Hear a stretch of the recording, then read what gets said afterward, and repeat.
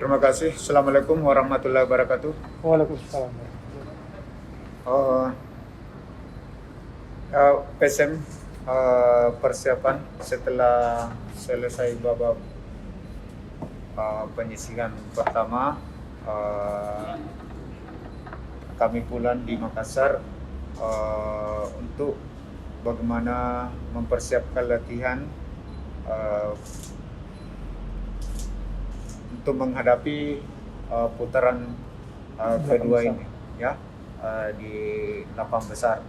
Jadi persiapan kami di Makassar saya rasa sudah cukup baik. Yang kami evaluasi di pertandingan awal mengenai kekurangan kami, ya, itu yang saya evaluasi dan saya sudah kembali lagi ke sini untuk siap lagi bertanding di fase lapang besar ini. Terima kasih. Maksud mungkin ada persiapan buat besok? Ya, baik. Assalamualaikum warahmatullahi wabarakatuh. Pertama-tama saya mengucapkan syukur, alhamdulillah atas raihan tim PSM Makassar. Walaupun memang di balik persiapan kami yang serba keterbatasan, dan alhamdulillah di balik itu ada kebahagiaan yang Allah berikan, yaitu kita bisa lolos di fase grup. Ingat memang pesaing-pesaing kita di grup kemarin cukup berat, dan alhamdulillah dengan kerja keras dan kemauan yang kuat kita bisa melalui fase pertama ini. Dan insya Allah jika Allah ridho di pertandingan besok kami diberikan kemudahan lagi di babak 8 besar. Itu aja. Terima kasih.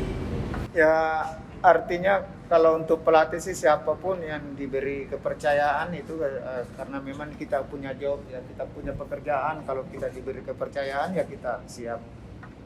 Terus masalah pemain kami Wanggai, ya, untuk perkembangannya ya kami lihat sudah 90%, ya.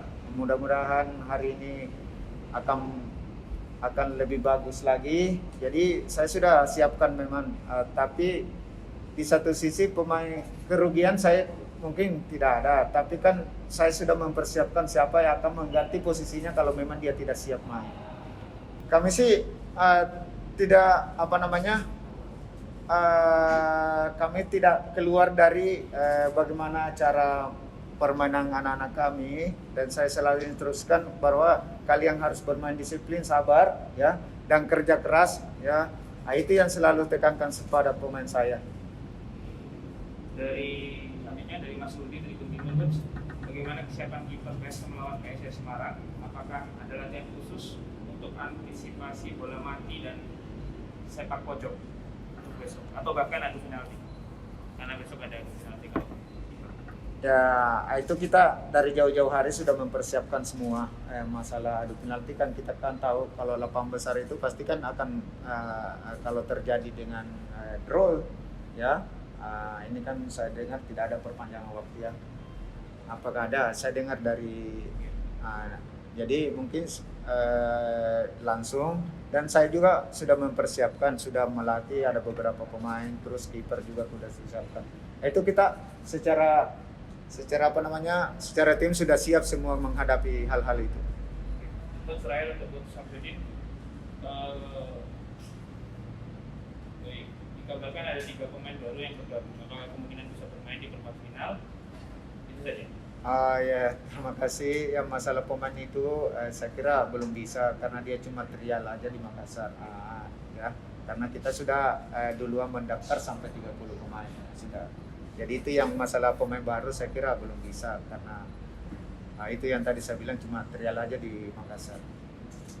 Buat Mas Zul, dari Mas Aris, oke, Mas, melihat kekuatan PSIS yang juga mengandalkan pemain muda lokal sama dengan PSM, bagaimana Mas Zul melihat ini?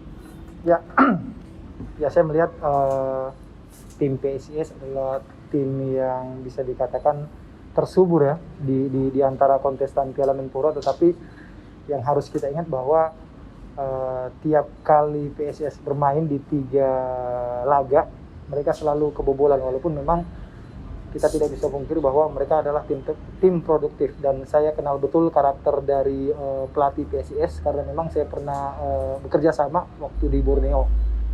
Itu dia.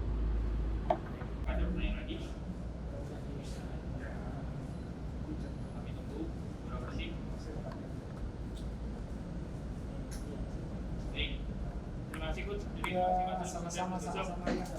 Terima kasih teman-teman yang sudah bergabung di Game Plus Conference antara PSS Semarang melawan PSM Makassar.